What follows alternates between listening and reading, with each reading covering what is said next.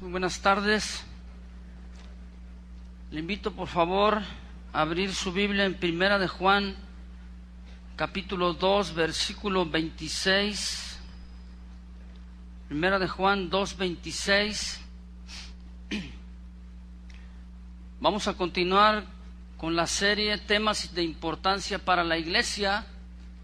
Y en esta tarde, pues yo quiero tomar el tema: ¿todos estamos ungidos o solo unos pocos? Bien, Primera de Juan 2:26 dice de esta manera. Sígame por favor ahí con su vista.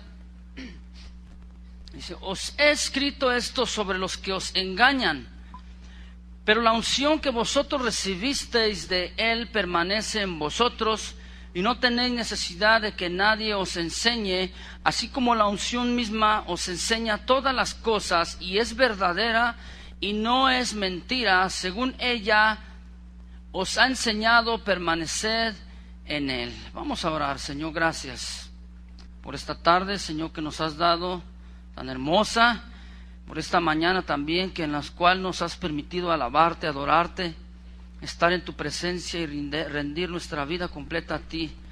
Hoy te pedimos en el nombre de Jesús que tú abras nuestro entendimiento y nuestros corazones, que nuestro espíritu, Señor, esté atento espiritualmente a tu voz, y que tú nos hables a través de ella, Señor. Guíanos con tu Espíritu Santo, te lo pedimos en el nombre de Jesucristo. Amén. Muy bien, pues en la Biblia habla y describe diversos tipos de ungimiento, hablando acerca de la unción de Dios. Antiguamente, como dice la Biblia, se ungía a los enfermos. La unción, este ungimiento también se usaba en algunas de las festividades de los judíos. También cuando alguien moría, se ungía a los muertos para la sepultura, y había un rito para esto. Igualmente había un ungimiento para el altar de los sacrificios, para algunos utensilios, inclusive de los que formaban parte en el tabernáculo, etcétera, etcétera. Pero la Biblia sobre todo habla y enseña que este ungimiento se hacía sobre todo sobre vidas humanas, sobre las personas. Tres tipos de personas en particular: los reyes, los sacerdotes y los profetas. Ahora bien, este ungimiento consistía en que tomaban un cuerno de carnero y lo llenaban, depositándole en él aceite ya procesado de acuerdo al mandamiento de Dios. Llenaban el cuerno e iban con la persona que iba a ser ungida y lo vertían, es decir, se lo derramaban desde su cabeza hasta sus pies, de manera que cuando esa acción sucedía en la vida de esta persona, se decía entonces que estaba ungido por Dios. Por eso es que el salmista en el Salmo 23 dice: unges mi cabeza con aceite, mi copa está rebosando. Es decir, la unción comenzaba desde arriba en la cabeza hasta los pies. En el Salmo 133, no lo busque, yo se lo menciono, la Biblia dice: mirad cuán bueno y cuán delicioso es habitar los hermanos juntos en armonía, como lo que usted y yo acabamos de hacer en otros más aspectos. Dice: es como el buen óleo. El óleo es el ungimiento en aceite. Él dice: el cual desciende sobre la cabeza y sobre la barba de Aarón, el cual desciende hasta el borde de sus vestiduras. Es decir, que cuando venía el ungimiento, completamente se llenaba toda la persona en sí, todo su ser, desde la cabeza hasta los pies. Y este ungimiento representaba que habían sido escogidos directamente por Dios y habían sido ungidos por Él para ser instrumentos suyos en sus manos. Y desde entonces se les consideraba siervos o siervas del Señor. Y Dios proveía cualidades y virtudes que venían de una manera sobrenatural directamente de parte del Espíritu Santo, es decir, de la misma presencia de Dios, aquel que había sido ungido.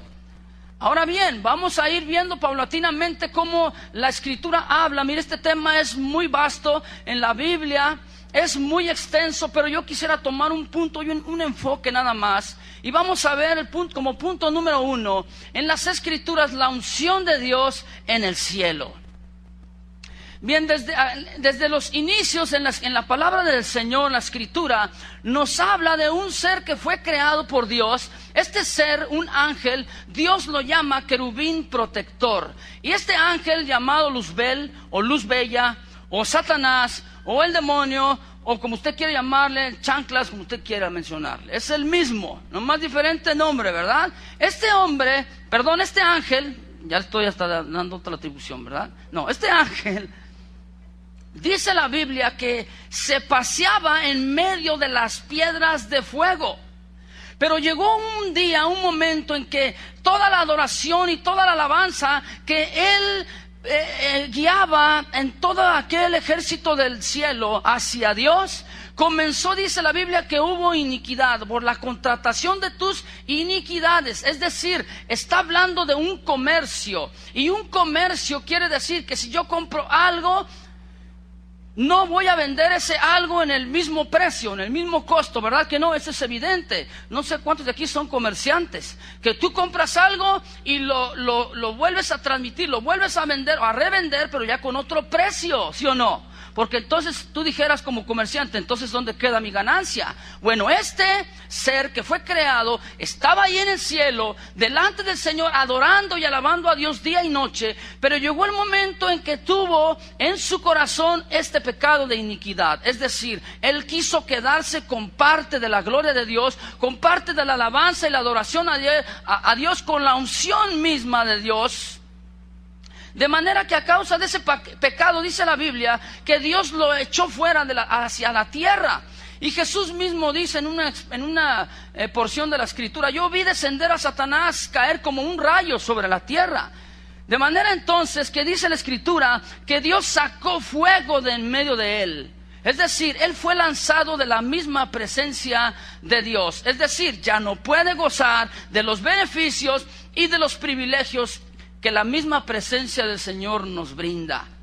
Mire, ahorita Satanás o Luzbel, él tiene entrada a la presencia de Dios, sí, efectivamente, pero ya no para disfrutar de ella, sino para acusar ahora a los escogidos, para acusarlo a usted y a mí, para acusar a los hijos de Dios de sus imperfecciones, de sus debilidades, de sus pecados, de tal manera que el diablo sí está delante de Dios, pero está acusando. Por eso la Biblia le llama el acusador de los hermanos, hablándole al Señor, diciéndole lo mal o los malos caminos por los cuales sus hijos han caído o están caminando. Y por esa causa, como Dios sacó fuego del medio de él, como Dios sacó, ya no le permitió que se paseara en donde estaban las piedras de fuego, de la misma presencia de Dios, donde está la unción de Dios, entonces él toma un odio hacia nosotros. ¿Por qué? Porque ahora nosotros, como hijos de Dios que fuimos creados a la imagen de Dios, él odia a la imagen de Dios. Él no quiere que usted conozca la Escritura. Él no quiere que usted crezca. Él quiere que usted se quede como un pigmeo espiritual. En otras palabras, él nos odia con el simple hecho de ver la imagen de Dios reflejada en nosotros. Y otro punto es que ahora dice la Escritura en el primer versículo que leímos, la unción del Santo, ¿qué dice? Permanece sobre nosotros. Repítalo conmigo: la unción del Santo permanece sobre mí. Ese es otro motivo por el cual el diablo ahora tiene coraje y tiene envidia y tiene rencor y tiene odio en contra nuestra, porque él ya no puede poseer esto, le fue quitado. Él mucho menos lo puede disfrutar, ya no lo puede tener. Tener la unción de Dios no es tan solo una emoción, es una gran bendición. Como punto número 2, estamos hablando del cielo, pero ahora vamos a ver la unción de Dios en el Antiguo Testamento.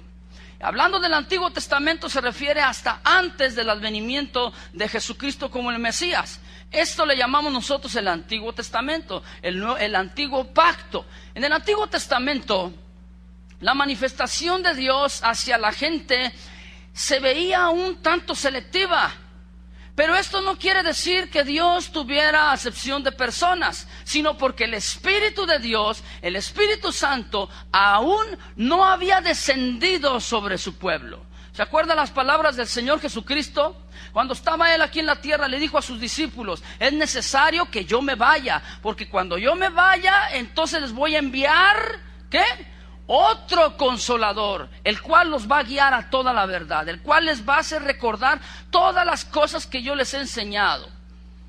De manera entonces que en el Antiguo Testamento aún no había descendido el Espíritu Santo.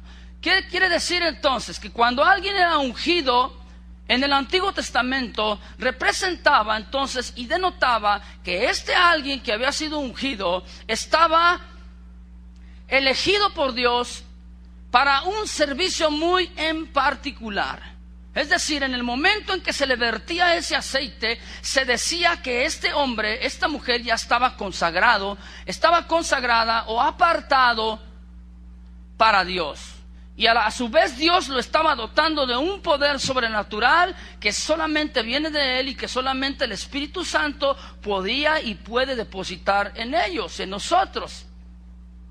También, en el momento de ser declarado ungido, en el Antiguo Testamento significaba el ser limpio, el ser santo y el ser puro. Usted sabe que nosotros tenemos una naturaleza humana pecaminosa, ¿verdad? Sin embargo, aún así Dios escogía a los hombres y las mujeres de Dios y los ungía. Por eso es que el sumo sacerdote, así como Aarón, que fue ungido, una vez al año solamente se presentaba delante de Dios, entrando la oportunidad que Dios le daba para entrar en el lugar santísimo.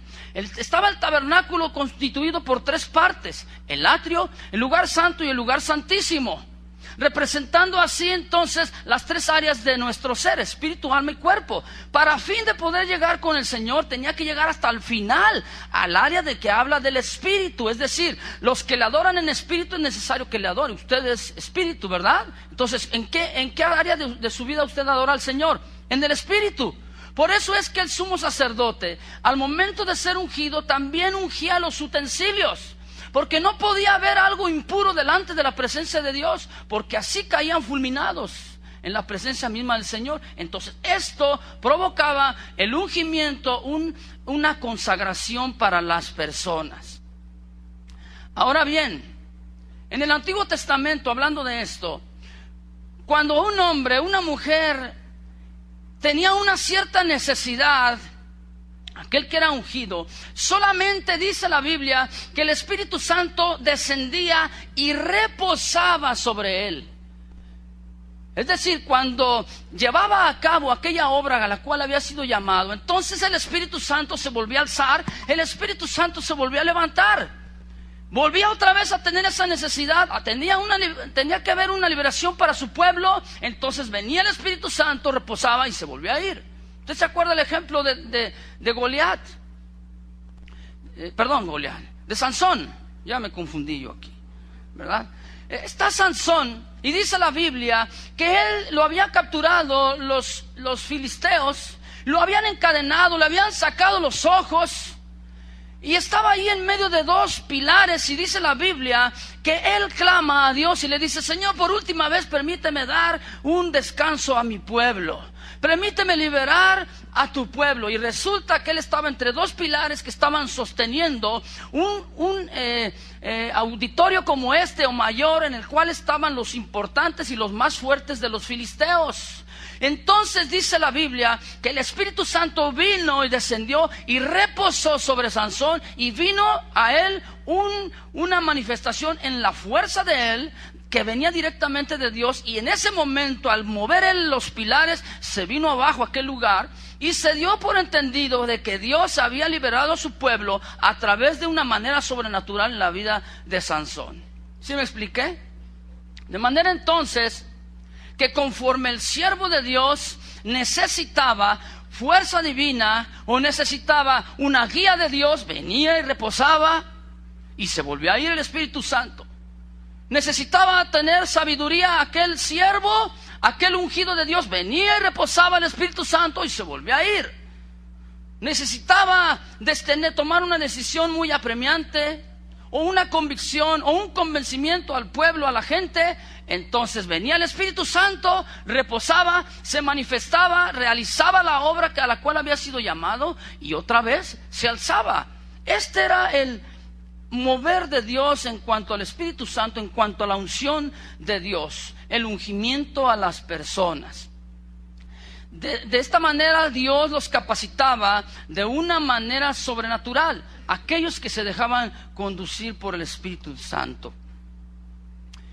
Entonces, esta unción venía y reposaba sobre estos tres tipos de personas, que son sacerdotes, reyes y profetas. Y la Biblia habla infinidad de versículos y pasajes en relación a estos tres tipos de personas. Yo quiero mencionarle tres pasajes, no los vamos a leer, pero solamente se los menciono. Si usted está anotando, anótelo por favor. En Éxodo capítulo 30, versículo 22 en adelante, Éxodo 30, 22. Número 1 habla acerca de los sacerdotes. Los sacerdotes, en el momento que eran ungidos por Dios, ellos recibían una capacidad sobrenatural, es decir, venía Dios y los apoyaba. Eran representantes del pueblo ante Dios. Por eso es que necesitaban estar ungidos, ¿sí? Dios los sustentaba a los sacerdotes con su misma presencia. Número 2, Primera de Reyes 9, en el versículo 15 en adelante también, habla del ungimiento a un rey. Este otro tipo de personas que recibían este ungimiento eran hombres ungidos por el Señor para ejercer una responsabilidad delante de Dios y delante del pueblo, delante de la gente. Es decir, este oficio que ellos estaban desempeñando de reyes tenía que ser de una manera sabia, recta, justa y santa delante de Dios. Entonces, para poder ellos ejercer este oficio, venía y reposaba el Espíritu Santo sobre ellos y se volvía a ir. ¿Sí me expliqué? Y el número 3, que son los profetas. Primera de Reyes 19, verso 16. Primera de Reyes 19, 16. Habla del ungimiento a un profeta. Los profetas, al igual que los otros dos anteriores, al momento de ser ungidos por el Señor, se les consideraba personas que eran apartados, separados con el fin de hablar la palabra de Dios, como dice en el Antiguo Testamento, la palabra de Jehová. Y esta palabra de Jehová venía en un momento perfecto, propicio, que en el momento en que la gente, cuando escuchaba la palabra de Dios, daban por hecho de que a través de la unción de Dios era Dios mismo el que estaba hablando. Por eso es que ellos decían y tomaban este apelativo: así dice Jehová, así dice el Señor, ¿verdad? Entonces ellos se dejaban mover por la guía del Espíritu Santo. Tener la unción de Dios no es tan solo una emoción, es una gran bendición. Ahora pasamos al Nuevo Testamento, es lo que nos atañe, lo que nos interesa. Cuando yo hablo del Nuevo Testamento, nos referimos a partir del advenimiento del Mesías, de Jesucristo, hasta nuestro tiempo. Ese es el nuevo pacto, ese es el Nuevo Testamento, ¿sí? Pero aquí surgen unas preguntas. Usted ya no vive en el Antiguo Testamento, ¿verdad? Usted y yo vivimos en el Nuevo Testamento. Yo le hago esta pregunta: ¿solo unos pocos tienen la unción de Dios? ¿Qué dice el versículo que leímos clave al principio? Porque la unción que reposa sobre vosotros permanece para siempre, ¿verdad? ¿Sí dice así? Bueno, mires como esto. Hoy en el Nuevo Testamento, si Dios capacita a ciertas personas y Dios llama y unge a ciertas personas para un ministerio, ahora le llamamos así en el Nuevo Testamento, para una obra en particular, ¿quiere decir que solamente ellos son ungidos y los demás cristianos no? ¿Verdad que no? Miren, le cuento un ejemplo. En días atrás le cuentan a un cristiano, el cual platica conmigo, y le dice: fíjate que me encontré con el pastor fulano de tal, de aquí de la ciudad. Ah, sí, ¿qué pasó? ¿Cómo está? ¿Qué sucede con él? Dice: fíjate que él me acaba de decir que él llegó de la ciudad de Guatemala y estaba muy contento, estaba muy emocionado, porque mire, él es de los más viejitos, si se puede decir con esa expresión, de los más que tienen mayor tiempo en el ministerio como pastores aquí en la ciudad. Entonces, él llega de Guatemala y le dice a este hermano: fíjate, ¿no me vas a felicitar? Y este hermano le dice: ¿de qué? Si es que acabo de venir de un encuentro con Dios allá en Guatemala. Fíjate cómo la unción de Dios vino sobre mí, y la unción de Dios tocó nuestras vidas, etcétera, etcétera. Y dice: ¿y qué? ¿Por qué quieres que te felicite? Dice: es que oraron por mí y me ungieron como apóstol. Ándale. Entonces la pregunta es: ¿apóstol de quién o en dónde? A él le dijeron: tú eres el apóstol de tu ciudad. Así dice el Señor. Tú eres el hombre de Dios en donde vives. Tú eres el ungido de Jehová. Entonces él viene, ¿y qué cree? Él viene a tratar de ¿qué? De imponer lo que ya le dijeron. Sin embargo, te estás dando cuenta que Dios no es el que está haciendo esto, sino los mismos hombres. Porque Él está proclamando y está demandando que tiene la unción única, exclusiva, y los demás no la tienen. Solamente algunos son ungidos. Si solamente fueran unos pocos los ungidos, ¿qué Dios no estaría entonces haciendo acepción de personas en el Nuevo Testamento? Le pregunto. Hace un tiempo atrás, alguien que fue llamado por Dios para ir a la ciudad de Puerto Vallarta fue a iniciar una nueva congregación, una nueva iglesia allá, y va emocionado, contento con el llamado de Dios, y se topa con un hombre allá que tiene mucho tiempo. Y se le presenta a este hombre, le dice: a ver tú, jovencito, ven para acá, chamaco. Y luego le dice: ven para acá, morrito. Así palabras literales, Le dice: ¿qué no te das cuenta que lo que tienes que hacer aquí, tienes que decírmelo a mí, porque yo soy el ungido de Dios en la bahía? Y el otro se le queda viendo: ¿Cómo está eso? Sí, todo lo que digas tiene que pasar sobre mí. Todo lo que hagas yo tengo que estar al pendiente de ti. Vas a venir conmigo, me vas a decir lo que vas a predicar, lo que vas a enseñar, porque yo soy el hombre de Dios aquí en este lugar. Soy el ungido de Jehová. Quiero decirle, si en ninguna parte de la Biblia, en el Nuevo Testamento, habla o sugiere que algunos pocos tienen una unción especial, entre comillas, o una medida adicional del Espíritu Santo, o una doble porción de su Espíritu, el Nuevo Testamento no habla de esto. ¿Por qué algunos osan decir y proclamar que ellos son los ungidos del Señor? Mire, esta palabra en el Nuevo Testamento se le atribuye a Jesucristo. Jesús, o el Mesías, en hebreo Mesías o Mesías, se aplica directamente a la vida de Jesús, que es el Cristo. Cristo en griego es y quiere decir el ungido. ¿Qué quiere decir? Que en el Nuevo Testamento la palabra el ungido de Dios, o el ungido de Jehová, el ungido del Señor, se aplica directa y exclusivamente a la persona de Jesucristo. Él es el ungido por excelencia. El día del bautismo de Jesús, Dios dio testimonio de Jesús. Dice que en el momento que Él subió del agua, que fue bautizado, dice la Biblia que se abrieron los cielos, y hablando de una manera de la Trinidad de Dios, en el Padre, el Hijo y el Espíritu, dice la Biblia que fueron abiertos los cielos y se oyó una voz en el cielo, la voz de Dios, hablando delante de todos, dando testimonio de su Hijo. Dice: este es mi Hijo amado en el cual tengo complacencia. Y en ese instante dice la Biblia que el Espíritu Santo cayó en forma de paloma.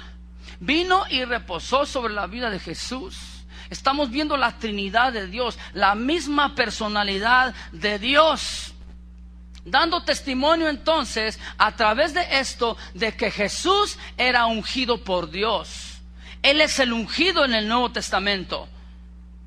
Mira, vea lo que dice Lucas capítulo 4.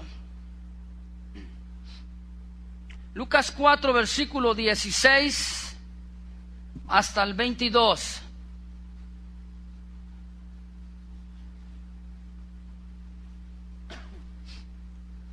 Lucas 4, 16 al 22.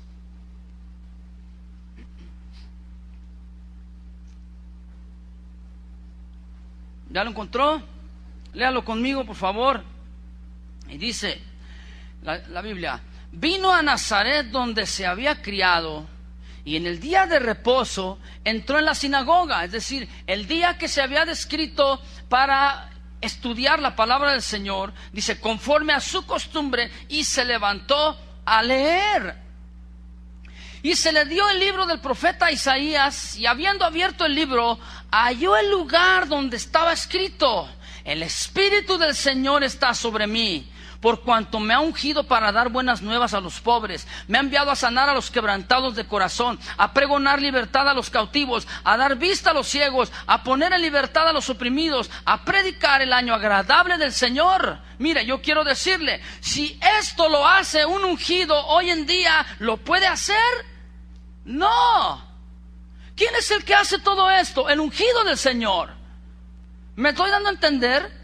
¿Qué quiere decir? Que solamente Jesucristo es el que da las buenas nuevas a los pobres. Un orador, un predicador, se llame apóstol, se llame profeta, se llame pastor, como quiera, él necesita lo que Dios dice en su palabra. Él necesita el conocimiento de su palabra y necesita el apoyo directo de Dios para poder guiar a la gente, para que sea sano el corazón quebrantado. Un hombre no puede sanar un corazón quebrantado, ¿lo sabía?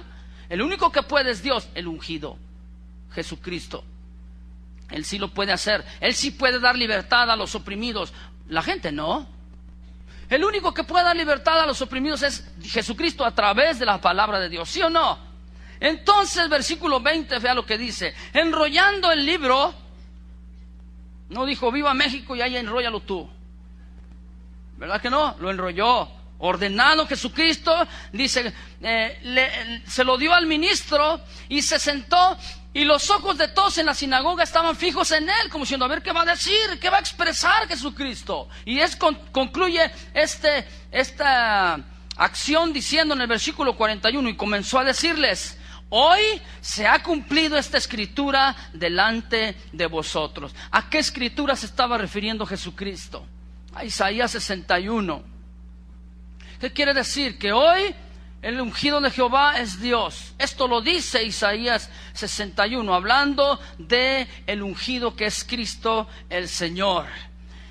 Ahora bien, este es el mensaje de Dios, y como tal fue la enseñanza de Cristo, y como tal Jesucristo lo transmitió a sus discípulos, lo transmitió a sus apóstoles. Vea lo que dice en Hechos 10, versículo 36 al 40. Hechos 10, 36 al 40.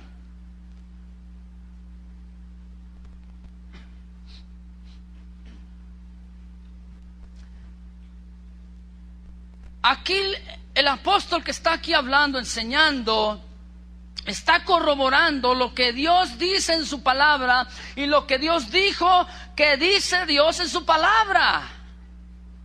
¿Me explico? Ya estoy como el chavo, ¿verdad? Ahora fíjese aquí, Hechos 10, 36 al 40. Esta es la enseñanza de los discípulos de los apóstoles. Dice: Dios envió mensaje a los hijos de Israel, y anunciando el evangelio de la paz por medio de Jesucristo, este es Señor de todos. Vosotros sabéis lo que se divulgó por toda Judea, comenzando desde Galilea, después del bautismo que predicó Juan.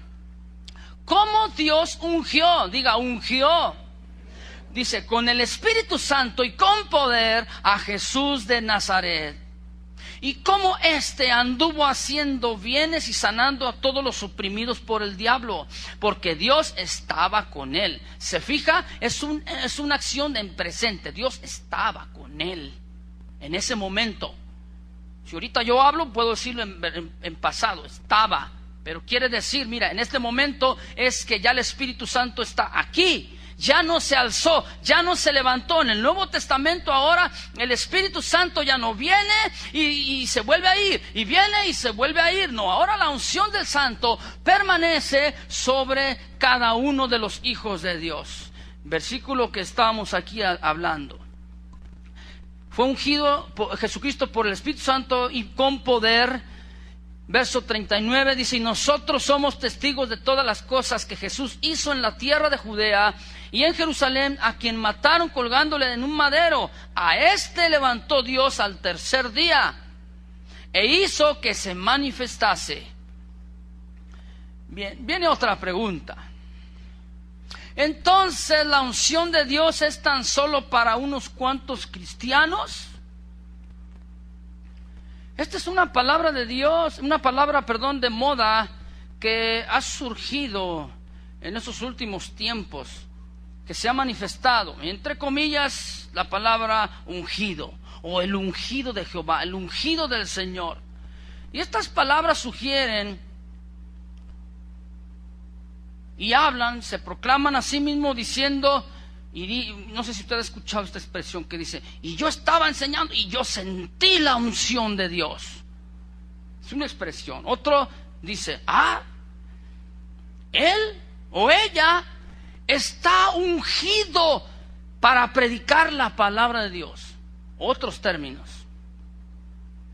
Mire, si usted sugiere esta palabra, o si usted sugiere esta expresión, está dando a entender que solamente algunas personas en especial ha sido derramada la unción de Dios, lo cual no es así, lo cual la Escritura no lo habla ni lo enseña de esta manera. Siempre, quiero decirle, habrá gente, o se levantarán aquellos que desean sentirse especiales o superiores a los demás, a los otros cristianos del cuerpo de Cristo. Y quiero decirte, los cristianos no estamos exentos de ese pensamiento. Cuando alguien está diciendo que tiene una unción especial, está apelando a la naturaleza corrupta humana, la cual dice que es vanagloria de la vida, y la cual usted y yo tenemos que estar al pendiente y alertas.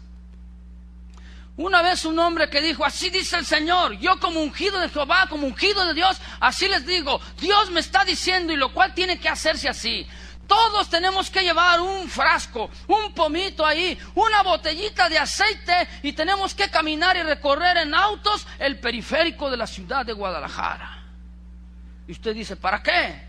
Y luego dice: para ungir las calles. Y vamos a ir ungiendo el periférico para que haya santidad en Guadalajara. Esto sucedió hace como 15, 20 años atrás. Yo le pregunto: ¿qué santidad hay? O sea, ¿el ungimiento de las calles produjo santidad? Le pregunto.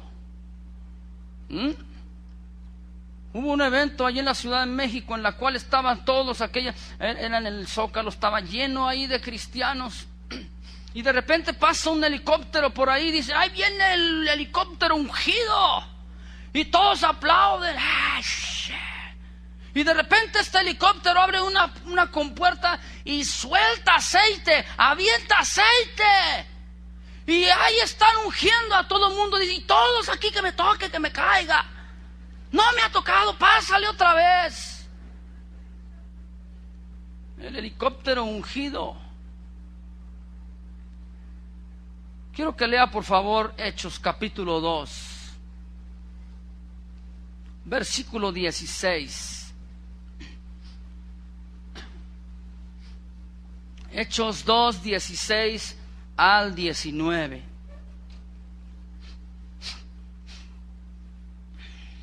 ¿Ya lo tiene?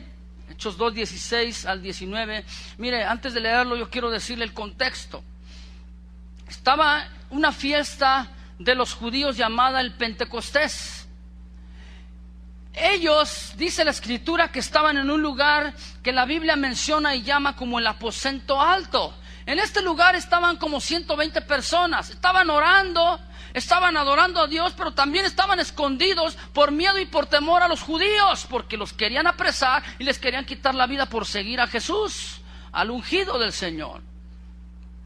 Entonces resulta que cuando ellos están en esa acción de orar, dice la Biblia que sobrevino sobre ellos el Espíritu Santo, como dice, vino de repente como un viento recio y sopló en toda aquella lugar, de manera que comenzaron, dice la Biblia, a reposar sobre ellos y a aparecérseles lenguas repartidas como de fuego. Y como es un símil, es una comparación a.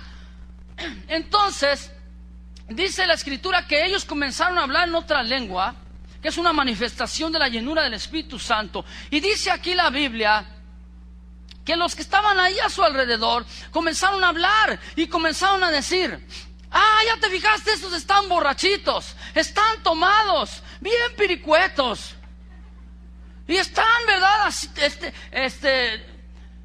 perdidos. ¿Por qué? Por la manera en que ellos estaban viendo que estaban conduciéndose, es decir, lo que estaba sucediendo ahí. De manera que fíjate lo que dice la Escritura entonces, Hechos 2. Después de esto, esta acción, este contexto que te platico, dice: mas esto es lo dicho por el profeta Joel.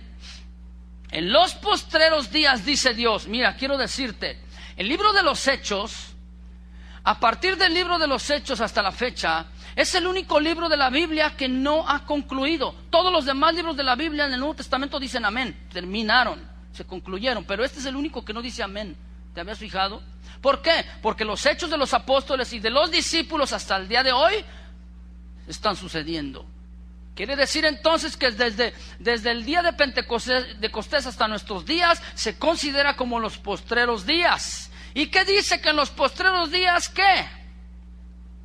Derramaré de mi espíritu sobre toda carne. Repita conmigo: toda carne. ¿Usted incluye ahí? Sí. Dice: y vuestros hijos y vuestras hijas profetizarán, vuestros jóvenes verán visiones, y vuestros ancianos soñarán sueños. De cierto, sobre mis siervos y sobre mis siervas en aquellos días derramaré de mi espíritu y profetizarán.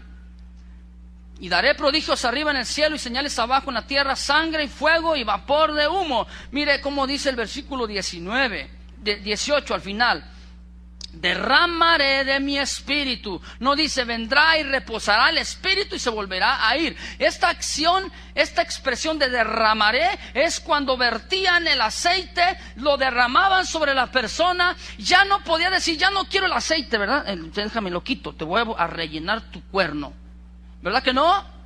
Derramaré de mi espíritu quiere decir que ya va a estar en ti.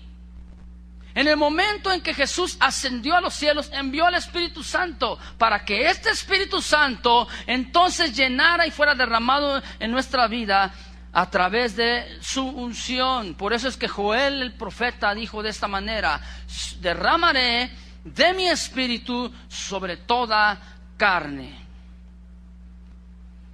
¿Qué es lo que la palabra de Dios dice entonces en relación a nosotros los cristianos en cuanto a la unción de Dios? Primera de Juan 2:26, el versículo que leímos al inicio. Búsquelo nuevamente, si usted es tan amable, búsquelo, encuéntrelo. Primera de Juan 2:26, vamos a volver a leerlo.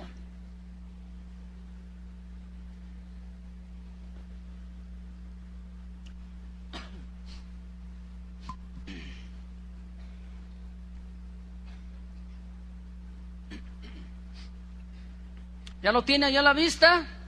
Léalo por favor. Dice: os he escrito esto sobre los que os, ¿qué? Engañan. Pero la unción que vosotros recibisteis de Él permanece en vosotros. Ya no se fue, ya permanece. Y no tenéis necesidad de que nadie os enseñe. Así como la unción misma os enseña todas las cosas y es verdadera y no es mentira, según ella os ha enseñado, permaneced en Él. Ahora entonces dice la Escritura que la unción de Dios reposa sobre nosotros. Así que viene una pregunta. ¿Quién es el ungido hoy en día en el Nuevo Testamento? ¿Quiénes son ungidos? Diga, yo. No soy yo. Dígalo con una convicción. ¿Quién es el ungido en el Nuevo Testamento? ¿A qué se refiere entonces la Escritura cuando dice que no tienen necesidad de que nadie los enseñe?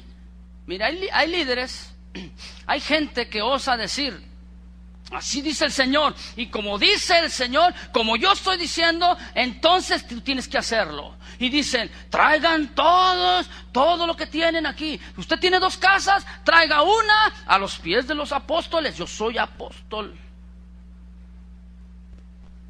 Y luego dicen, ay, qué unción tiene para pedir. Pues eso no es unción, hasta los merolicos lo hacen. ¿No? Le pregunto, ¿a poco no? ¿Cuánta gente han sido timadas por los merolicos?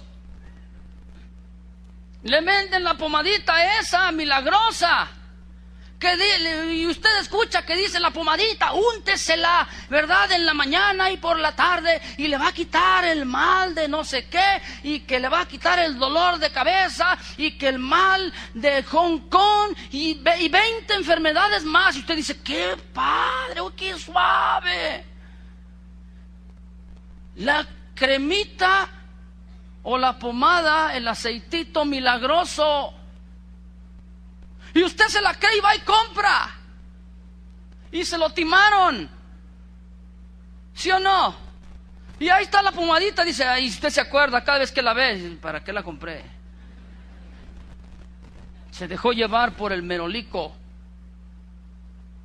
Hablando del contexto, ¿qué es el contexto? Es lo que viene antes y lo que viene después del versículo. Usted no puede tomar un solo texto de la Biblia o un solo pasaje de la Biblia para armar o decir una doctrina o dar una enseñanza. No puede. Tiene que ir al contexto, lo que dice antes y lo que dice después, para que usted pueda entender lo que la Biblia dice, porque entonces usted va a formar y va a inventar una herejía. Y el contexto, entonces, si usted ve en el versículo primero que leímos, en el versículo 26 dice, yo os he escrito esto, ¿sobre qué? Dígalo fuerte, ¿sobre qué? Sobre los que os engañan. Mire, en ese tiempo se estaban inmiscuyendo entre el pueblo de Dios, en las iglesias cristianas, falsos profetas, falsos cristos, hombres y mujeres que decían, yo soy el ungido, yo soy el hombre de Dios. Y se metían con falsas doctrinas, con herejías, con huecas sutilezas que dice la Escritura, vanas palabrerías, etcétera, etcétera, etcétera. De manera que ellos comenzaron a inmiscuirse entre la gente y comenzaron a proclamar otra enseñanza fuera de lo que es la sana doctrina. Y dice aquí, por causa de los falsos maestros, los que os engañan. Está hablando Juan. Sí, lamentablemente muchos toman este versículo y lo enseñan mal, lo aplican mal, para decir, ya ves, aquí solamente yo soy el que te puedo enseñar, porque ahí dice el ungido, el que tiene la unción, y la unción entonces es el que te puede decir. Aplicándolo mal. En 2 Corintios 1:21 dice así, yo se lo leo: el que nos confirma con vosotros en Cristo y el que nos ungió es Dios. 2 Corintios 1:21. Tener la unción de Dios no es tan solo una emoción, es una gran bendición. Ahora bien, yo quiero comentarle algunos falsos conceptos de lo que es en sí la verdadera unción. Viene una pregunta: ¿qué significa la expresión no toquéis al ungido de Jehová? Vea lo que dice Salmo 105, versículo 15. Salmo 105, 15.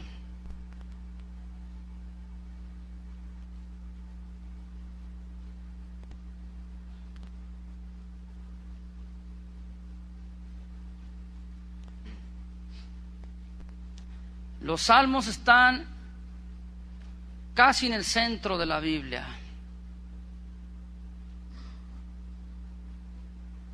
Repito, Salmo 105, versículo 15.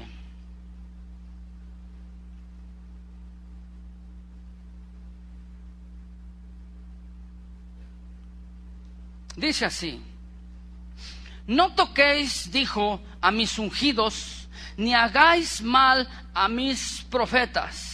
Bien, hablando del contexto de esto, resulta que el pueblo de Dios fue insensible. Cuando Dios levantaba a un profeta, cuando Dios levantaba a un hombre, una mujer de Dios para hablarle al pueblo de que estaban caminando mal, lo que ellos hacían es que no escuchaban la voz de Dios, se hacían los que no oían, no entendían. De manera entonces que en lugar de poner atención a lo que Dios estaba diciendo, le quitaban la vida a los profetas. Por eso es que Dios está hablando de esta manera. Ahora, fíjate bien, estos hombres, los ungidos, los profetas, fueron hombres que Dios ungió y que Dios escogió, que Dios consagró para un oficio, un trabajo, un ministerio muy en particular, es decir, para el servicio a Dios. Hoy en la actualidad oímos a muchos que se autonombran profetas o se autonombran apóstoles o el ungido del Señor, el ungido de Dios, el ungido de Jehová. ¿Sí? Se autoproclaman como dando a entender que es una unción especial la que ellos tienen. Y ellos lo dicen de esa manera, se autonombran para que nadie se atreva a cuestionar sus enseñanzas. Por eso lo dicen así. A ver, por favor, aquí atiendan aquí a este varón, mujeres, que se puedan, denle un lugar, por favor. Esta entonces es una posición muy peligrosa. Si tú estás pensando y tú estás creyendo que existen hombres que tienen una unción especial o una medida extra del Espíritu Santo o una unción doble, como dicen por ahí, tú estás entonces en un peligro de caer en un engaño. Eso es lo que dice la Escritura.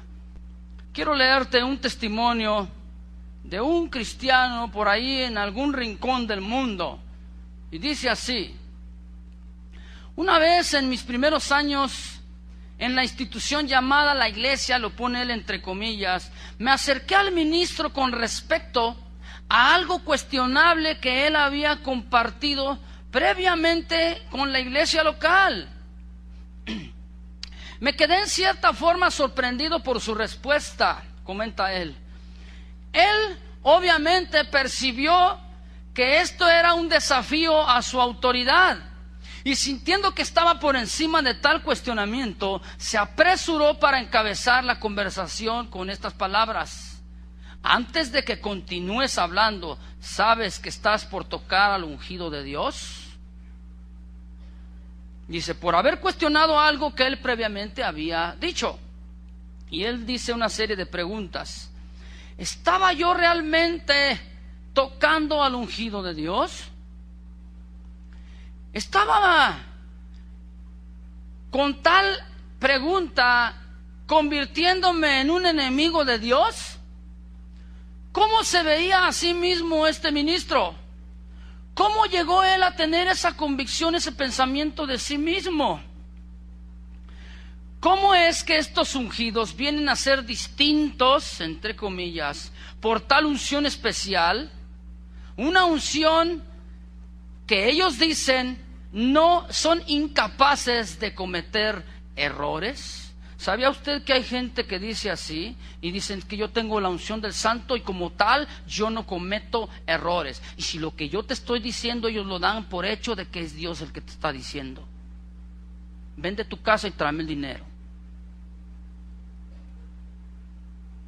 Y aún va la gente, ¿verdad? Y aún venden los pomitos esos con la unción. Las astillitas de la cruz de Cristo. Ya se acabaron en una arboleda. ¿Sabe usted de dónde viene esta práctica, esta mentalidad del ungido del Señor? En el siglo XVIII, Había un papa, Pío IX, que él tenía esa mentalidad clara, influenciando al papado. Dice la historia, esta cronología, que este hombre, este papa, transmitió este pensamiento y esta mentalidad porque el papado estaba perdiendo su poder, estaba perdiendo su fuerza. Y él dijo: no vamos a caer sin antes pelear. De ahí es donde surge el ultramonasterismo. Es decir, comenzaron ellos a inventar los monasterios y decían: es que él fue llamado por Dios, está apartado por Dios, por lo tanto es Dios mismo el que habla a través de él. Está apartado, se apartaban de la gente, iban y se enclaustraban y formaban lugares. Es decir, estos son los monasterios. De manera que decían: es que lo que él diga es Dios hablando. Y la gente iba y decía, le decían al Papa: pero queremos estudiar la Biblia. Y ellos decían: no, la Biblia no la puedes interpretar tú, para eso están ellos, para que la interpreten. Y si tú decías: pero yo insisto en estudiarla y escudriñar la Escritura, ellos te decían y te tildaban como un hereje, un rebelde, un protestante, etcétera.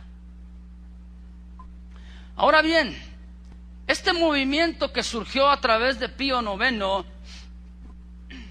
argumentaba el derecho del papado para gobernar de una manera global el mundo de aquel conocido. En nuestro tiempo sigue igual. ¿A poco no?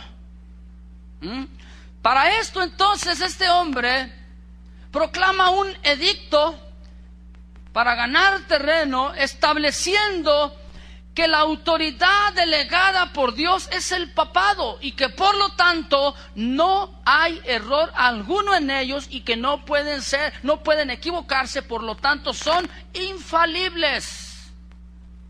Y si tú osas decir algo contra el ungido de Jehová, la maldición de Tutankamón cae sobre de ti. Y luego dicen: la maldición de Deuteronomio 28 venga sobre de ti si tú hablas mal contra el ungido de Jehová. ¿Usted conoce esas maldiciones? Bien conocen la maldición, pero no las bendiciones. Ahora fíjate bien, debido a este sistema religioso, hubo gente que quería poner en examen o en escrutinio, en un análisis exacto o minucioso, las declaraciones de ellos, las enseñanzas de ellos. Por eso es que ellos se protegían diciendo: no levantes la voz en contra del ungido del Señor. Por lo tanto, ellos no querían que los cuestionaran. En el día de hoy se levantan dentro de la iglesia cristiana hombres semejantes a ellos. Viene otra pregunta: ¿esto significa que no debemos escudriñar sus vidas y su doctrina porque ellos son infalibles? Eso significa, diga no, fuerte, un rotundo no. Jesús mismo, quiero decirle, él se enfrentó con una situación similar en su tiempo. Él se enfrentó claramente contra los escribas, la enseñanza de los escribas, de los fariseos, los cuales vivían una justicia humana, no divina. Ellos enseñaban mandamientos de hombres y los convertían en mandamientos divinos. Ellos decían: tienes que hacer tal o cual cosa, tienes que ayunar 2 o 3 veces, tienes que lavarte las manos hasta acá, y tienes que hacer esto y esto y esto. Mandamientos de hombres los constituían como mandamientos divinos. Enseñaban tradiciones humanas y ellos decían: así dice Dios, es que Dios dice esto. Y era una tradición humana. Ellos ponían costumbres y ritos humanos como parte de los preceptos de Dios, como parte de la misma palabra de Dios. Por lo tanto, ellos estaban estableciendo una religión guiada por obras. Si tú no haces tal o cual cosa, no puedes heredar la salvación. Hasta el día de hoy continúa igual, ¿a poco no? El hombre hace formulismos, unge todo. ¿Se ha fijado? Formulismos. Si tú no lo haces, entonces no entras en el reino de los cielos. Fíjate lo que dice Mateo capítulo 5 versículo 20. Hablando justamente de estos escribas y fariseos. Mateo 5:20.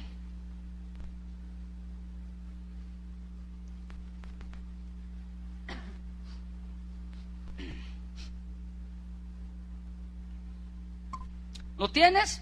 Dice, porque os digo que si vuestra justicia no fuere mayor que la de los escribas y fariseos, no entraréis en el reino de los cielos. Mira, si tú sacas fuera de contexto este versículo, te vas a dar cuenta y vas a decir, ya ves, Dios está probando que tú hagas las mismas obras que los escribas y fariseos, pero no es así. ¿De qué está hablando Jesús? Del estilo de vida de estos hombres, de estos líderes. Jesús les dice, es que ellos están anteponiendo las cosas humanas como si fueran mandamientos divinos. De cierto te digo que para que tú entres en el reino de los cielos, tu justicia tiene que ser mayor que la de ellos. En otras palabras, el estilo de vida tiene que ser diferente a lo que ellos están diciendo. ¿Te acuerdas que Jesús les dijo a sus discípulos, todo lo que los escribas y fariseos hagan, ustedes no lo hagan, hagan lo que dicen? Esa es la justicia que se está refiriendo, un estilo de vida diferente a la que ellos estaban promoviendo, que estaban viviendo. Estos, los escribas, fariseos, saduceos, eran los líderes religiosos en el tiempo de Jesús. ¿Sí o no? Eran los encargados, se supone, de enseñar y proclamar la sana doctrina, de proclamar las buenas nuevas al pueblo. Ellos eran los representantes de Dios aquí en la tierra, los intérpretes de la ley, los intérpretes de los profetas. Pero a ellos, a estos líderes, fue dirigida estas palabras. Espérate, Jesús, no digas nada, no decretes eso, te reprendo. No levantes tu voz en contra de los líderes, en contra del ungido de Jehová, porque ya sabrás, la maldición de la momia va a venir sobre ti. No le busques, Señor Jesús. Fíjese bien, Jesucristo se enfrentó a esta situación. Vea lo que dice Mateo 7:15. Dele la vuelta a la Biblia. ¿Qué estaba condenando Jesucristo? ¿La vida de los escribas o sus enseñanzas y sus vivencias? Lo segundo, ¿no? Mateo 7:15 dice así: guardaos de los falsos profetas, que vienen a vosotros con vestidos de ovejas, pero por dentro son ¿qué? Lobos rapaces. ¿A quién cree usted que se estaba refiriendo? A los líderes de aquel tiempo. Les pedían y exigían que diezmaran la menta, el eneldo y etcétera, etcétera. Quisieran. Hoy en día es lo mismo. Vienen los falsos profetas con vestidos de ovejas. ¿Y qué es lo que hacen esos falsos profetas con las ovejas? Le roban la lana, en todos los sentidos de la palabra. Y vienen y dicen, así dice el Señor, traigan los diezmos, traiga su ofrenda. Aquí ponen los botecitos, ¿verdad? Y le dice, tráigalo. Si no trae, dice, venga y deje lo que trae en su cartera y regrese su cartera vacía. Al cabo es para la obra del Señor, es para el Señor. Y si usted no trae, como en el Antiguo Testamento el pueblo de Israel, ¿qué fue lo que hizo? Fue y pidió, así es que traiga usted. Así dice el Señor, así es palabra de Jehová. Y no contradiga al ungido de Jehová. Y dicen los falsos profetas, traiga lo que trae usted. ¿No trae dinero? Traiga sus alhajas, tiene sus anillitos, trae sus aretitos, trae sus esclavas, trae sus relojes, tráigalos aquí. Pero nunca dicen que es para ellos, ¿verdad? O sea que de repente le tiran la mordida a mi hermano. Estos son falsos profetas. Los falsos profetas son aquellos que dicen que hablan de parte de Dios, pero no es palabra de Dios. Y se autonombran como verdaderos profetas, como los ungidos del Jehová en este tiempo, los ungidos del Señor. Vea otro versículo, Mateo 9, versículos 16 y 17. Mateo 9, 16 y 17.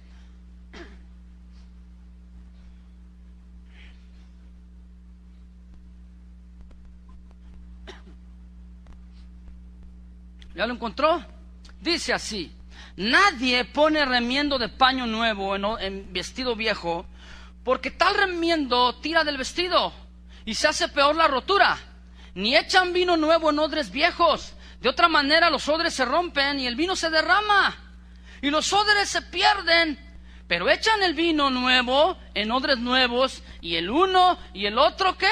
Se conservan juntamente. Mire, si usted toma fuera de contexto estos dos pasajes, usted va a hablar de cuánta cosa, pero queremos entender lo que la Biblia dice, y el contexto se está refiriendo a las enseñanzas de los escribas y de los fariseos. Jesús pone dos ejemplos, dos cosas naturales. Una, dice, tú tienes una prenda viejita, de esas que usted guarda, que dice, con esta me casé. Usted la tiene guardada ahí. ¿Cuántos guardan todavía con lo que se casó? ¿Para qué? ¿Para qué? Dígame. Pues es que el recuerdo. Entonces, mire, imagínese, usted tiene una ropa viejita. Y usted se agacha y viene la rotura. Aquí viene. Entonces usted dice, ay, acabo de comprar una tela nueva. Voy a hacerle un corte a la tela nueva y lo voy a pegar ahí, le voy a poner un parche, un remiendo, dice la Biblia. De manera que usted se vuelve a agachar y ¿qué va a pasar? Ya no va a ser un corte, sino que van a ser varios, 3, 4. Se va a hacer peor la rotura, eso es lo que dice la Biblia.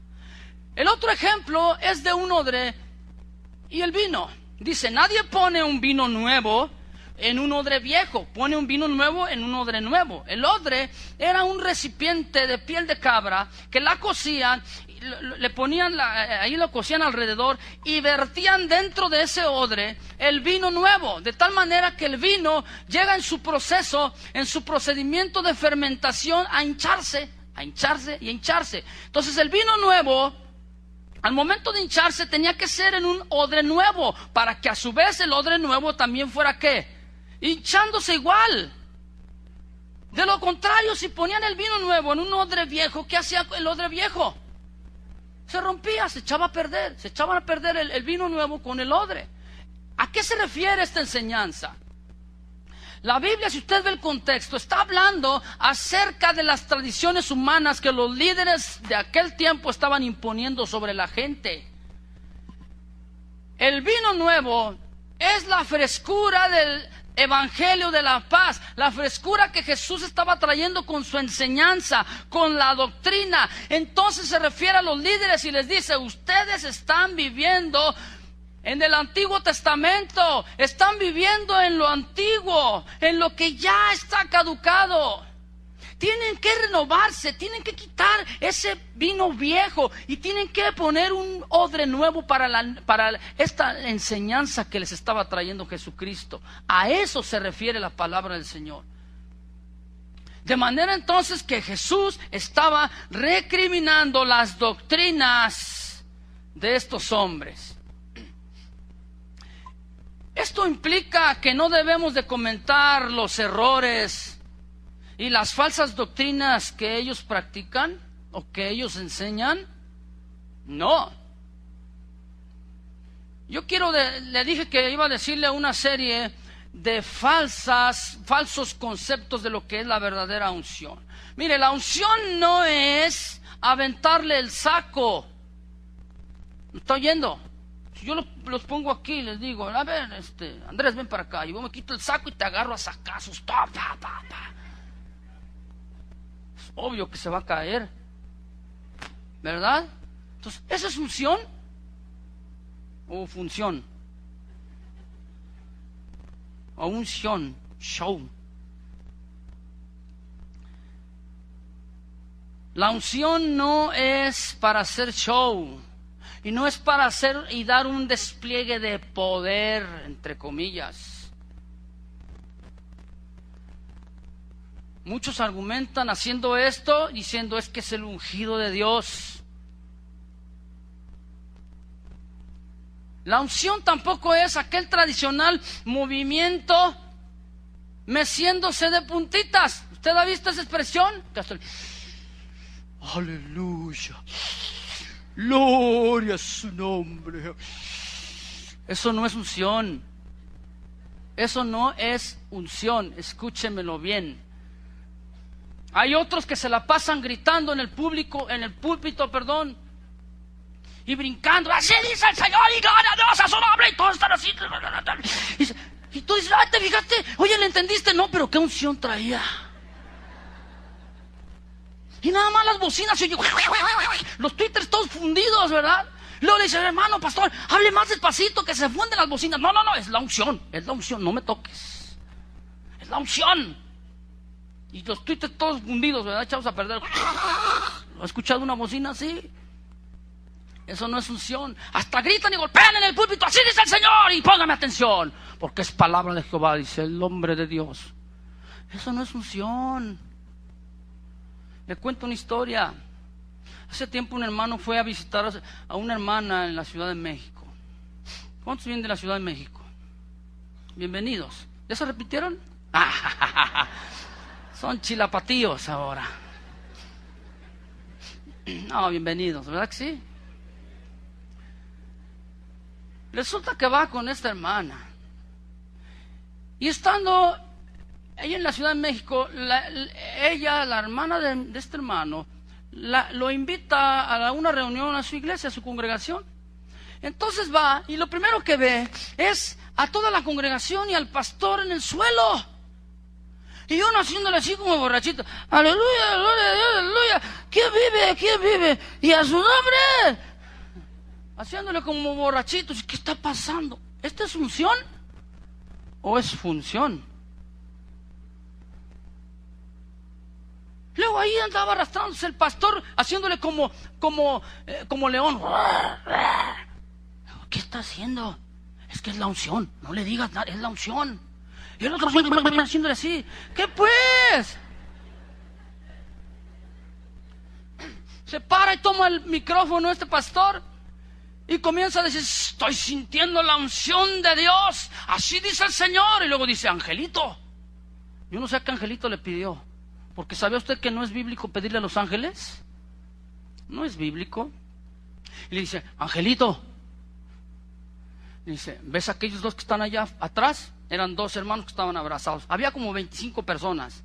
Era obvio que eran los únicos que estaban ahí parados atrás. Ellos se dieron cuenta que estaba hablando de ellos. Y dice, Angelito, dale una manifestación de tu Espíritu Santo a aquellos dos. Emborráchalos de tu presencia, aleluya. Y aquellos empezaron, aleluya, es su nombre. ¿Esto es unción? Y luego dice, Angelito, ¿ves a aquella hermana que está ahí? Con tu unción, tócala y hazle cosquillas en los pies para que vea que tú estás con ella. No se ría, fue verdad, es verdad. Y aquella hermanita comienza a reírse y empieza a reírse. Es que es la unción de Dios. Y empieza a reírse. ¿Eso es unción? Y luego dice otra vez, Angelito, ¿ves a aquel hermano que está ahí escéptico? Así con la cara así de fariseo, como algunos por ahí.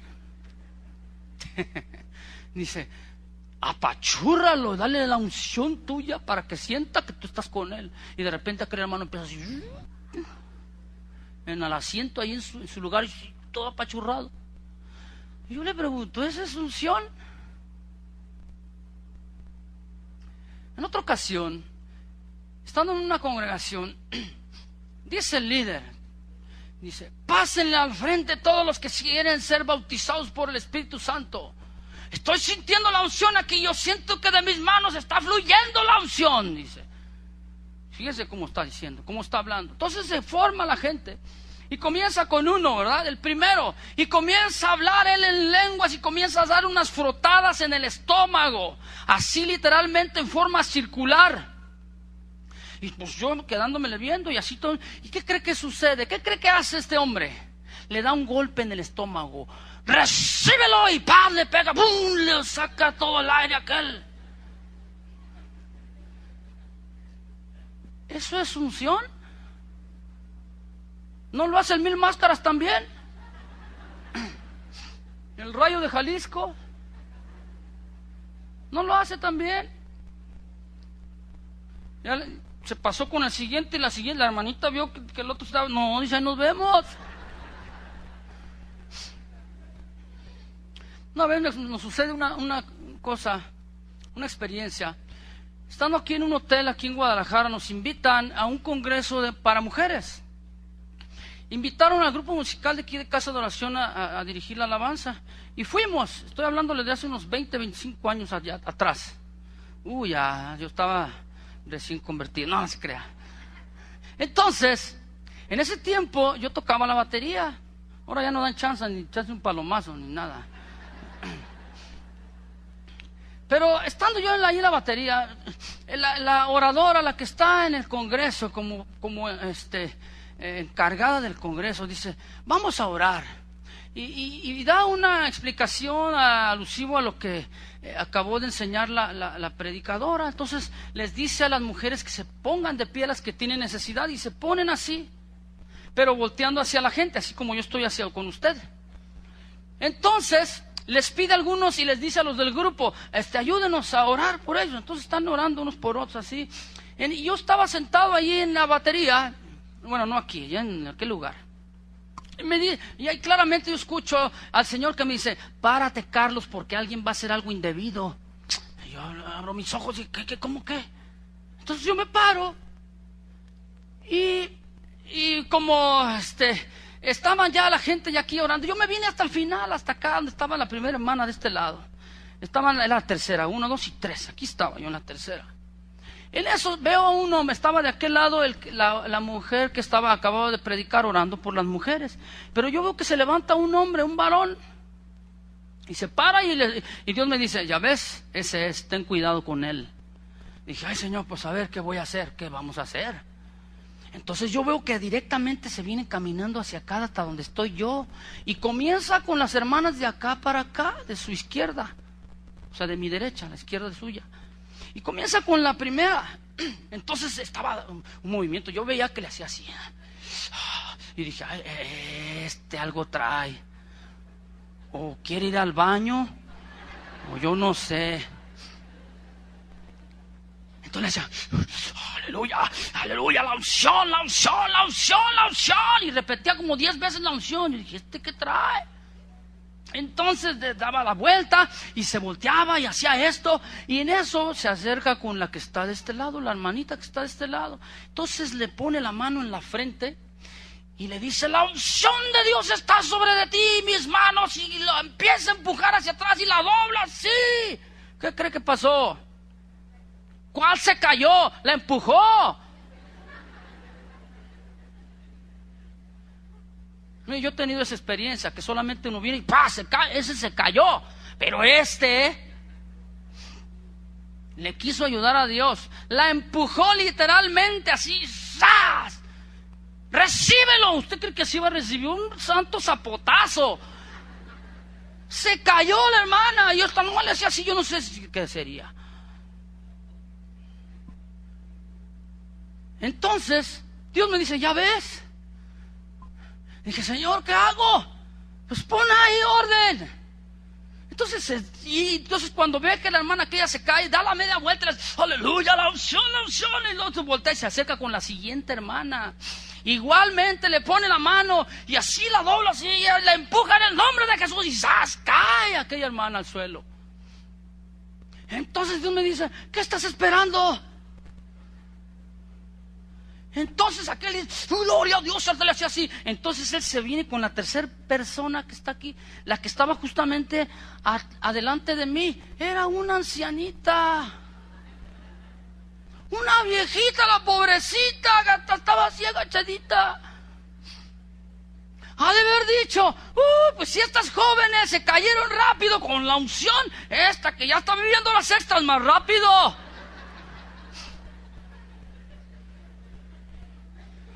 Entonces, Dios me dice, ¿qué estás esperando?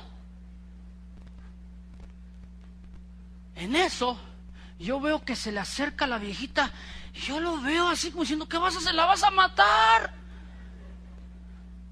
Y en eso, igual que empieza a temblar, y la unción de Dios está sobre mí, y que le pone la mano, y la viejita así que la empuja. Y en eso de que va cayendo la viejita, él se da la vuelta haciendo ¡gloria a Dios! Entonces yo me acerco rápidamente, así, la tomo en mis brazos, así, en mis manos y la retacho para adelante. La empujo para y luego me hago para acá. Entonces, en lo que él se da la vuelta, le hace aleluya, gloria, y voltea y dice, caray. Pues es que él ya la había visto en el aire. No se dio cuenta que yo se la regresé. Pues otra vez, dice, pues se le acerca otra vez aquí brincando, y le pone la mano y otra vez le empuja en el nombre de Jesús, la unción está sobre ti, y le empuja. Y otra vez le da la vuelta y yo me regreso otra vez y la regreso. No puede ser posible. Y ese dice que es el hijo, el siervo de Dios, el ungido de Jehová. Entonces otra vez vuelve a ver a aquel hombre, a la viejita. ¿Qué está pasando aquí? Entonces se acerca otra vez como diciendo, ahora le voy a hacer más fuerte, yo no sé. Entonces yo estoy atrás de la señora y me hago así tantito para acá y me le pongo de enfrente en vista con él, como diciéndole, ¿qué te pasa? ¿Qué no estás viendo? ¿Por qué no pones a tu mamá y la avientas? Le aseguro que otra actitud tuviera, ¿o no? Se la pensaría, no, mi mamita chula, no. Eso me le pongo ahí enfrente, hasta le hice así, ¿eh? No le dije nada más, le hice así, como diciendo, ¿qué está pasando? ¿Qué estás pensando, ungido? A partir de ahí nada más la tocó. Bueno. Oye, entonces se pasa con la siguiente y yo hago esto así. ¿Qué está pasando en nuestro tiempo? ¿Eso es unción? Ahora en el Nuevo Testamento debemos pedir en oración a Dios la unción del Señor. Buena pregunta. Aquellos que se paran en los púlpitos o que están ejerciendo algo en el ministerio dicen, Señor, úngeme para predicar, Señor, úngeme para hacer esto, Señor, úngeme para aquello. ¿Es bíblico lo que estoy yo diciendo? ¿Que no voltea a Dios y dice, qué?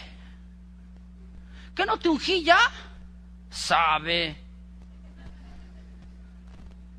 ¿Que no estás ungido? Fíjese lo que dice la palabra del Señor, Hechos 4:29, rápidamente, Hechos 4:29. La enseñanza de los apóstoles, la enseñanza de los discípulos en el Nuevo Testamento ya no es de pedir la unción, porque la unción reposa sobre nosotros. Fíjese bien lo que ellos piden, y como este versículo hay muchos en el libro de los Hechos. Hechos 4:29 dice así, y ahora, Señor, mira sus amenazas y concede a tus siervos que con todo denuedo, no dice unción, dice con todo denuedo, hablen tu palabra. Esta palabra denuedo viene del griego parresia, que significa hablar abierta y confiadamente las palabras de Dios sin reservas. Esta palabra denuedo quiere decir hablar con franqueza y con seguridad una enseñanza. Hablar valerosamente la palabra de Dios. No hay ni un solo versículo en el Nuevo Testamento que digan los apóstoles y los discípulos, Señor, úngeme, porque ellos ya lo entendían. Ellos ya sabían que la unción del Santo, que el Espíritu de Dios les haría recordar todas las enseñanzas de Jesús. Ellos pedían denuedo, un valor para publicar la palabra de Dios.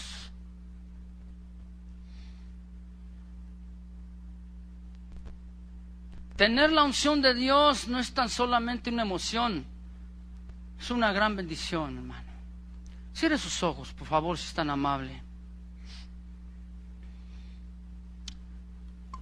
No sé cuántos estén pasando por una situación difícil en la cual ustedes digan, yo necesito que el Espíritu de Dios se manifieste en mi vida, que el Espíritu de Dios me guíe, me dé esa fuerza.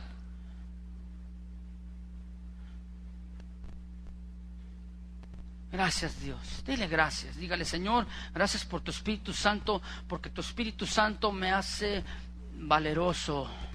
Porque la unción con tu Espíritu Santo, Señor, me hace entender todo lo que tú has dejado en tu palabra.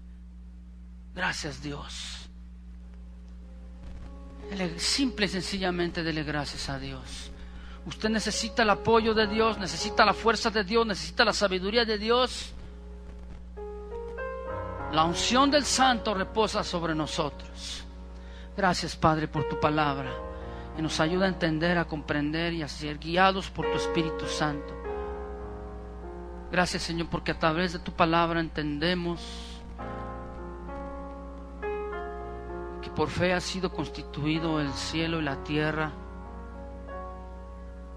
y alcanzamos a entender y a comprender los secretos y misterios que tú nos revelas a través de tu Espíritu Santo, Señor. Gracias, Señor, en el nombre de Jesús. Queremos estar alertas en esta enseñanza, Dios, a lo que viene en nuestras vidas, en el nombre de Cristo Jesús. Amén. Pase buen día.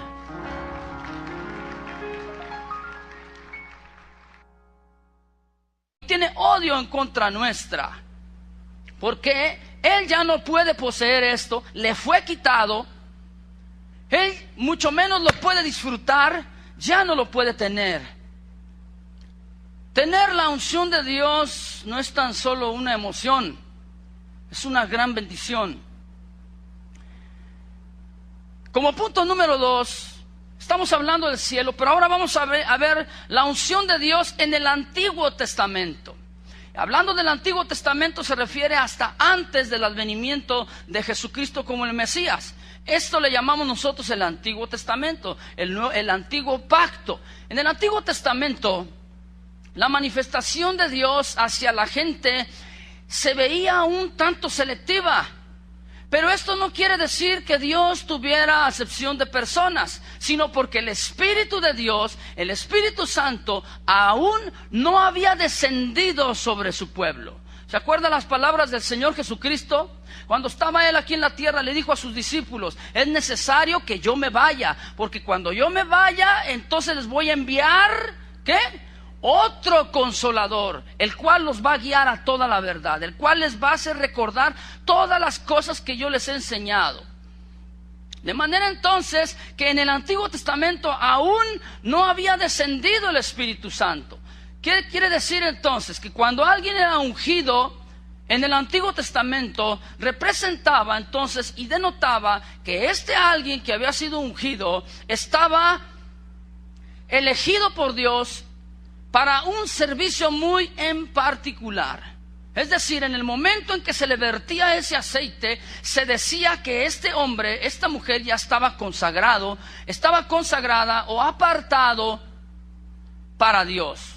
Y a su vez Dios lo estaba dotando de un poder sobrenatural que solamente viene de Él y que solamente el Espíritu Santo podía y puede depositar en ellos, en nosotros. También en el momento de ser declarado ungido, y había un rito para esto, igualmente había un ungimiento para el altar de los sacrificios, para algunos utensilios, inclusive de los que formaban parte en el tabernáculo, etcétera, etcétera.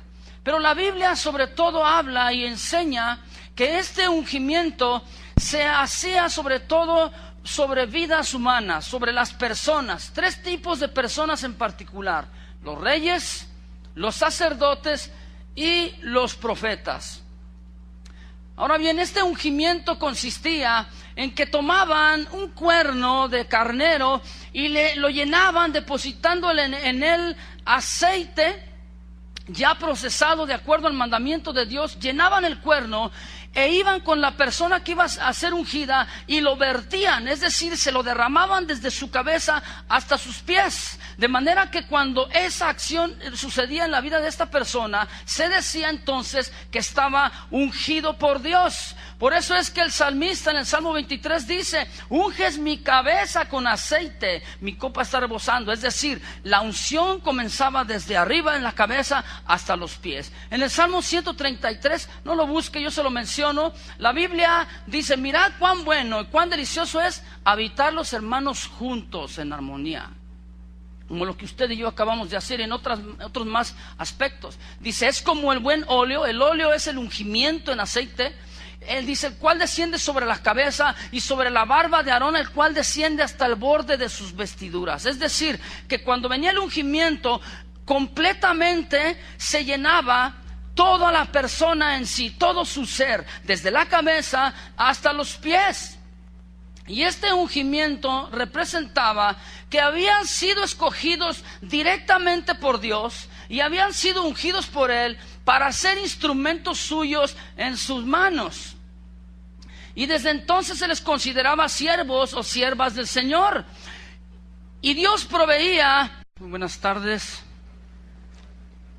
Le invito por favor a abrir su Biblia en Primera de Juan, capítulo 2, versículo 26. Primera de Juan 2, 26. Vamos a continuar con la serie Temas de Importancia para la Iglesia. En esta tarde, pues yo quiero tomar el tema: ¿todos estamos ungidos o solo unos pocos? Bien, Primera de Juan 2:26 dice de esta manera. Sígame por favor ahí con su vista. Dice: os he escrito esto sobre los que os engañan, pero la unción que vosotros recibisteis de Él permanece en vosotros, y no tenéis necesidad de que nadie os enseñe, así como la unción misma os enseña todas las cosas, y es verdadera y no es mentira. Según ella os ha enseñado, permaneced en Él. Vamos a orar. Señor, gracias por esta tarde, Señor, que nos has dado tan hermosa, por esta mañana también, que en la cual nos has permitido alabarte, adorarte, estar en tu presencia y rendir nuestra vida completa a ti. Hoy te pedimos en el nombre de Jesús que tú abras nuestro entendimiento y nuestros corazones, que nuestro espíritu, Señor, esté atento espiritualmente a tu voz, y que tú nos hables a través de ella, Señor. Guíanos con tu Espíritu Santo, te lo pedimos en el nombre de Jesucristo. Amén. Muy bien, pues en la Biblia habla y describe diversos tipos de ungimiento, hablando acerca de la unción de Dios. Antiguamente, como dice la Biblia, se ungía a los enfermos. La unción, este ungimiento también se usaba en algunas de las festividades de los judíos. También cuando alguien moría, se ungía a los muertos para la sepultura. De manera que a causa de ese pecado, dice la Biblia, que Dios lo echó fuera hacia la tierra. Y Jesús mismo dice en una porción de la Escritura: yo vi descender a Satanás, caer como un rayo sobre la tierra. De manera entonces que dice la Escritura que Dios sacó fuego de en medio de él. Es decir, él fue lanzado de la misma presencia de Dios. Es decir, ya no puede gozar de los beneficios y de los privilegios que la misma presencia del Señor nos brinda. Mire, ahorita Satanás o Luzbel, él tiene entrada a la presencia de Dios, sí, efectivamente, pero ya no para disfrutar de ella, sino para acusar ahora a los escogidos, para acusarlo a usted y a mí, para acusar a los hijos de Dios de sus imperfecciones, de sus debilidades, de sus pecados, de tal manera que el diablo sí está delante de Dios, pero está acusando. Por eso la Biblia le llama el acusador de los hermanos, hablándole al Señor, diciéndole lo mal o los malos caminos por los cuales sus hijos han caído. o están caminando. Y por esa causa, como Dios sacó fuego del medio de él, como Dios sacó, ya no le permitió que se pasearan donde estaban las piedras de fuego, de la misma presencia de Dios, donde está la unción de Dios, entonces él toma un odio hacia nosotros.